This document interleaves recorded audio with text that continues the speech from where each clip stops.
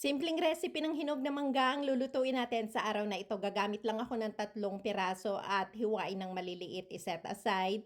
Maglalagay din ako ng 1 cup cornstarch, 1 cup na tubig, haluin hanggang sa matunaw, 25 grams yellow jelly powder, 2 lata ng evaporated milk, 1 lata ng condensed milk, 2 cups ng tubig. Haluin at ipakulo lang natin ito. Ilagay na natin ang nahiwang mangga at ang natunaw na cornstarch. Haluin lang natin ito para hindi dumikit sa ilalim hanggang sa tuluyang kumulo na ito at isalin natin sa isang lalagyan.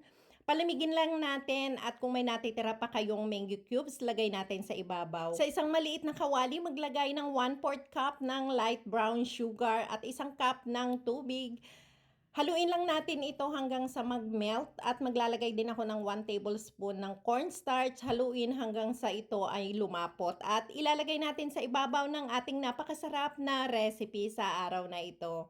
Maraming salamat sa panonood ng videos.